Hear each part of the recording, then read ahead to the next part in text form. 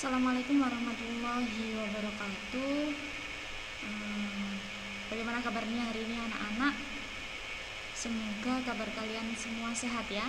Kali ini bertemu lagi dengan saya, Bu Endah, di mata pelajaran PPKN kelas 11.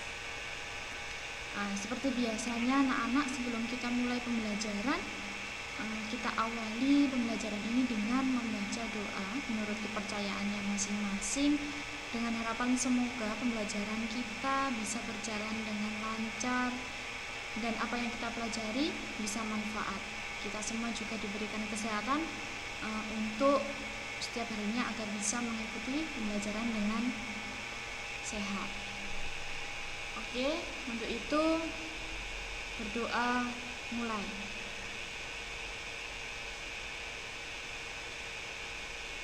Berdoa selesai. Baik anak-anak, di minggu kemarin kita bertemu di bab pertama di materi harmonisasi hak dan kewajiban asasi manusia dalam perspektif Pancasila. Tentunya di poin A, konsep hak dan kewajiban asasi manusia. Sebelum itu, silahkan disiapkan buku catatannya, alat tulisnya untuk mencatat materi pada hari ini ya. Silahkan disimak dengan baik. Kali ini kita masuk di materi prinsip dari HAM. Prinsip-prinsip HAM. Apa saja prinsip dari HAM? Itu yang pertama, prinsip kesetaraan.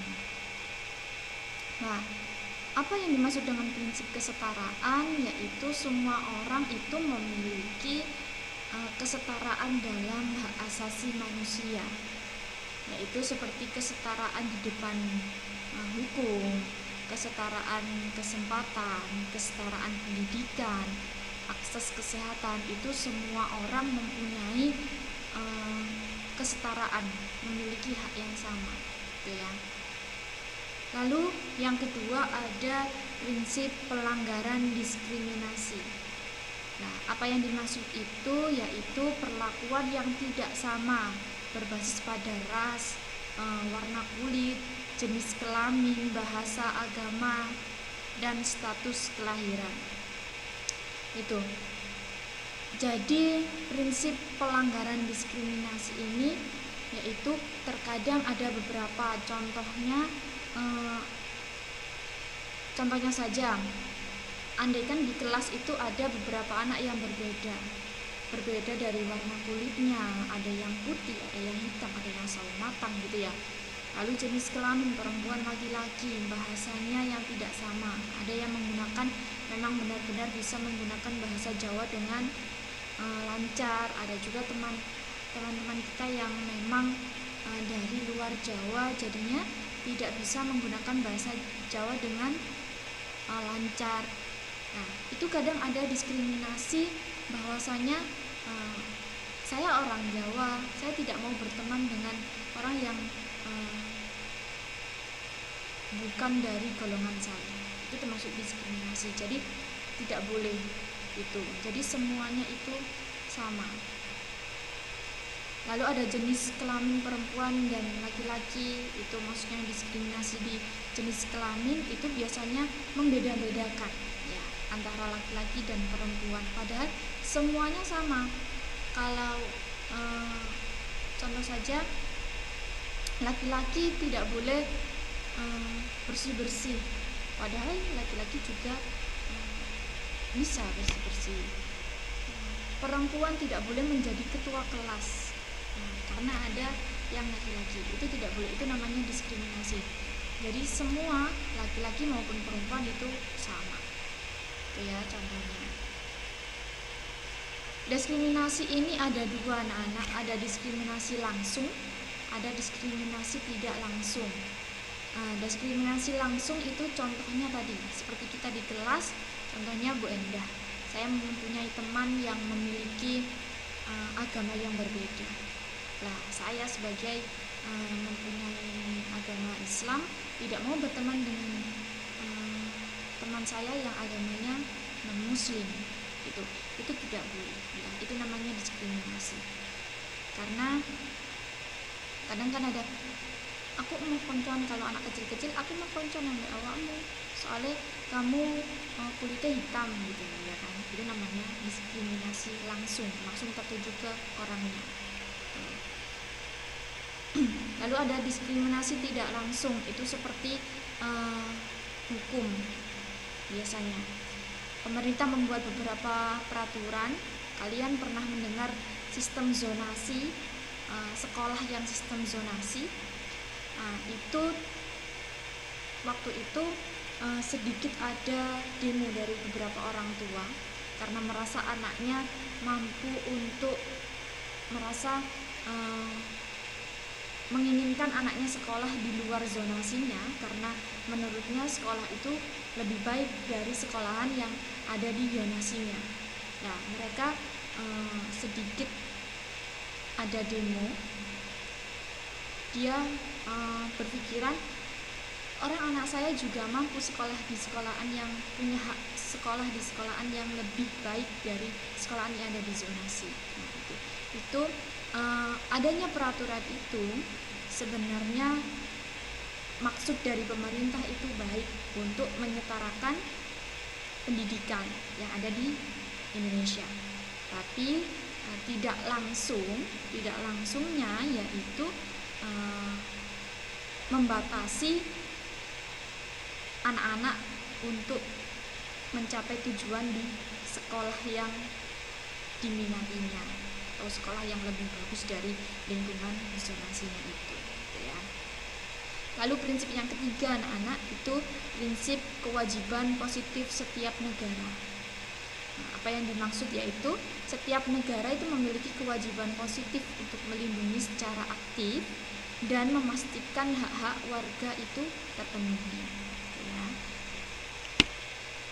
Lalu kita masuk di teori dari HAM. Nah, ini ada beberapa teori. Ini ada satu teori yang menurut Todung Mulya. Ada teori kodrati, yaitu HAM adalah hak yang dimiliki oleh semua orang di mana saja dan kapan saja. Ciri-cirinya bersifat universal atau menyeluruh. Sumber HAM berasal dari kodrat manusia. Itu teori yang pertama. Teori yang kedua, teori hak positivisme, yaitu menyatakan bahwa HAM adalah hak yang harus tertuang dalam wujud nyata atau tertuang dalam hukum negara. Ciri-cirinya yaitu hak diciptakan atau diberikan oleh konstitusi, hak termuat dalam peraturan. Tuh, ya. Lalu kita akan membahas mengenai makna kewajiban asasi. Apa itu?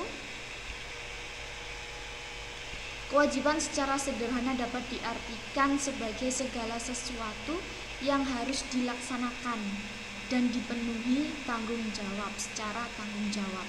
Dengan demikian, kewajiban asasi anak-anak dapat diartikan sebagai kewajiban dasar setiap manusia.